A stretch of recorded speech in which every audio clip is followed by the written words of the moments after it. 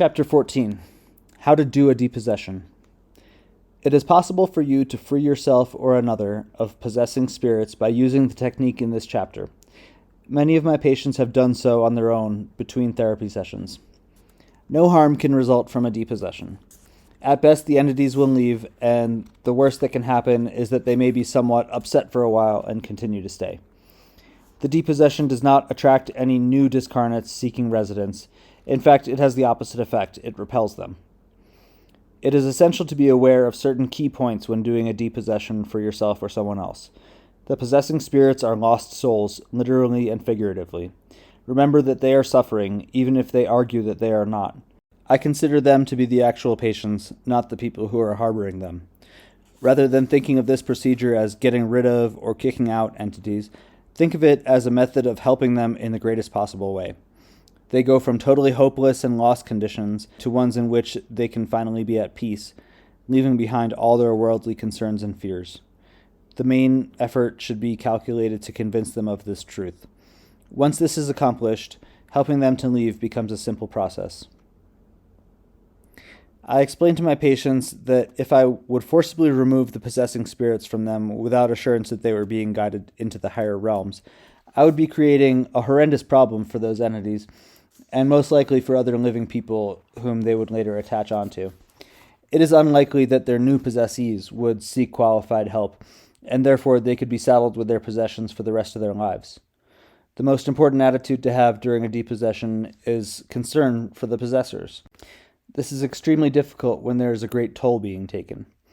In cases of imminent suicide, it is especially tempting to forget whose needs come first. The help of a mental health professional is a must in these cases, and also ones involving physical violence. If the therapist is not willing to treat the condition as possession, then your own work with the spirits can continue concurrently with the professional help you are getting. Of course, the ideal situation would be one in which your therapist would help you with the entities, in which case you'd be wise to leave the depossession entirely in his or her able hands. Usually, you will be unaware of the identities of the possessing spirits. However, sometimes it's very clear who is with you.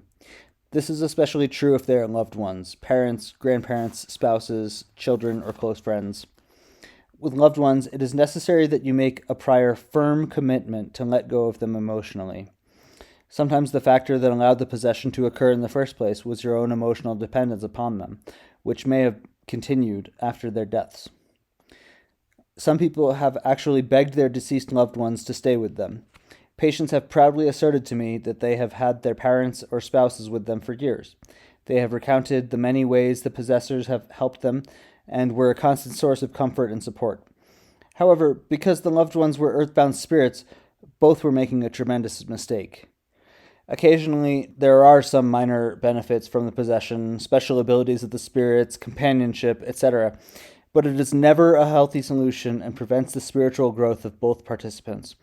It should not continue once the person who is possessed is made aware of the situation, no matter how close the ties. Depossession instructions.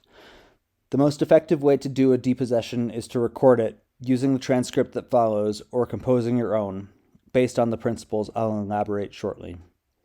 Playing the tape one or more times a day if necessary educates the possessing spirits repeatedly and calls their attention to their loved ones, who will have stayed with them since the first depossession when they were called upon.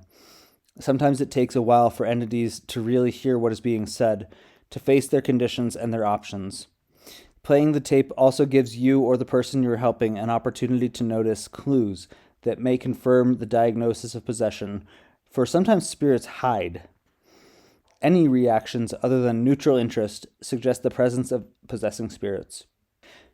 The reactions to watch for are thoughts that come to mind, such as, I don't want to hear anymore, I don't want to listen to the tape, or even more revealing, you don't want to listen to it.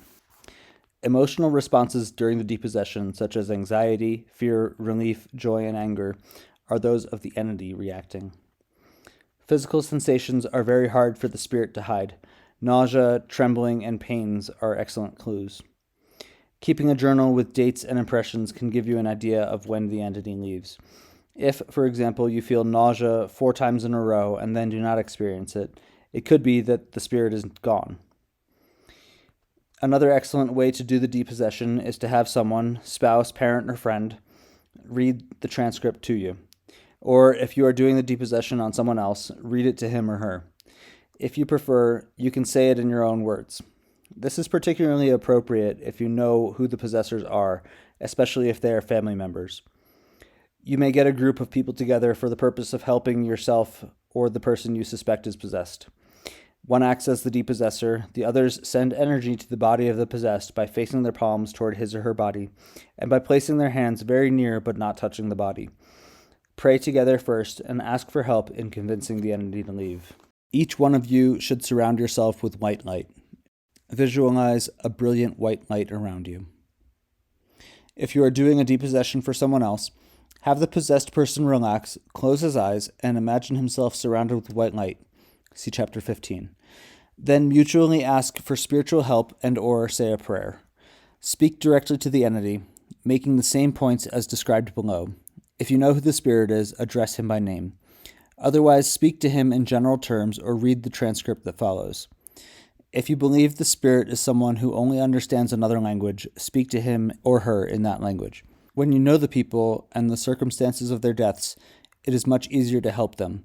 You can more readily convince them of their conditions by explaining how they died. Then, if they are loved ones, appeal to their love for you in order to persuade them to depart, explaining that their presence is harming you greatly. Reassure them that when people love each other, they are never separated, even by death, and you will be only a thought away after they leave. Make it clear that they may return from the spirit world to visit you. Once convinced that they are indeed hurting you and that you will not be separated forever, such possessing spirits will usually leave immediately. If need be, in order to convince the possessors that they are not possessed, you may use a mirror and have them look at it and see the face of the possessed. You can point out how different it is from their own. To help the entities overcome their most common fear, hell, tell them that a specialist in religious education from the spirit world is here to help them. Priest, nun, minister, rabbi, etc. If you suspect the spirit was sick and or old, suggest that in the spirit world they will be able to sleep between comfortable sheets and wake up in a hospital or place where kind nurses and doctors will take care of them. If the spirits are suspected alcoholics, drug users, or heavy smokers, tell them they can have all the alcohol, drugs, cigarettes they need in the spirit world. You can point out that their loved ones are even showing them these substances. From regressions I've done, it appears that in the spirit world, entities are given these drugs and then tapered off by spirit healers and doctors at their own rate. In problems of addiction, it is extremely helpful for the possessee to abstain from whatever substance the entity is addicted to. The going may get quite rough for a few days. This will help to show the spirit that he is more likely to get what he wants in the spirit world. One entity who had possessed a spirit for 40 years left because he believed the patient when he said he'd never touch another drop of alcohol again. A frequent fear of possessing entities is that they will not exist if they leave their possessees. It is imperative to convince them that this is not true. Point out that their deceased loved ones are very alive. Have them take their hands to feel how real they are. Use your ingenuity, but convince them that their lives will continue. You can call on whatever spirits you need for extra help. For example, a rebellious male teenager might go if the spirit of a pretty girl came for him. If a spirit comes that the possessing spirit doesn't like, call another. One male spirit detested his wife. When he saw her, he refused to leave with her. I simply called his attention to someone else, and he left readily. You can ask for spirit doctors or nurses to give sedation or tranquilizing shots. You can ask Saint Michael, Gabriel, or Jesus to come.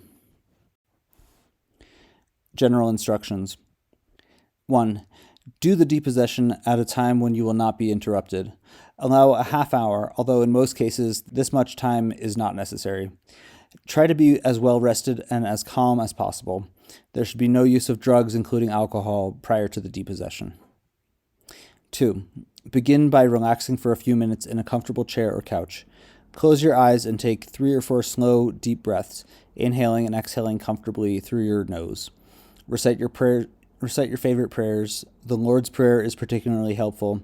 If you have faith in certain religious figures such as Jesus Christ, Buddha, angels, etc., call upon them to aid you with this procedure. If you are metaphysically oriented, call upon spirit healers for aid. All this can be done mentally or verbally. However, you may find that it is easier if you speak out loud. 3. In order to protect yourself from any possible negative forces or entities, it is important to form a defensive spiritual barrier.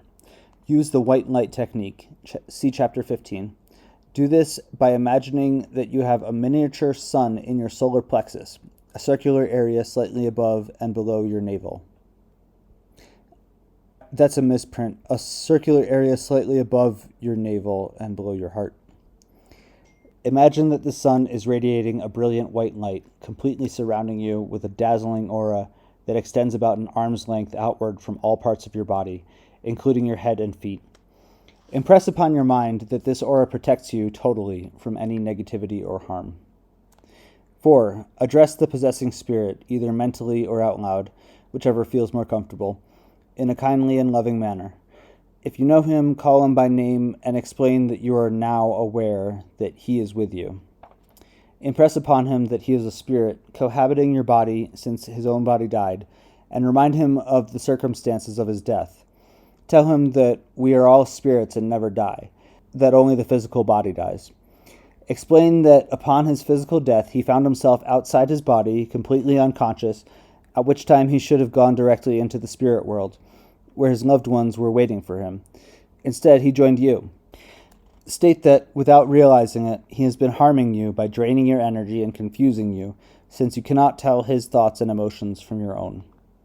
At this point, direct his attention to his own spirit loved ones who have come to take him home to live with them. If you suspect that a certain person, his mother, his wife, etc., is there, take him to look for her. Instruct him to take his escort's hand and urge him to go with her. Explain that he has a wonderful life ahead and that he will be in a perfect body, and that it is important to you and him that he go now. Tell him that hell does not exist and that there are teachers from the spirit world to advise him about this. Bless him as he leaves, sending him off with your love. I often make the sign of the cross, saying, "Go now in the name of the Father, the Son, Jesus Christ, and the Holy Spirit. Go in peace, light and love with my blessings." You may want to hold a cross in your right hand, or simply hold your right hand in the air, move it downward and then to the left, and cross the imaginary vertical line to the right. Non-Christians may say any prayer or affirmation that's appropriate.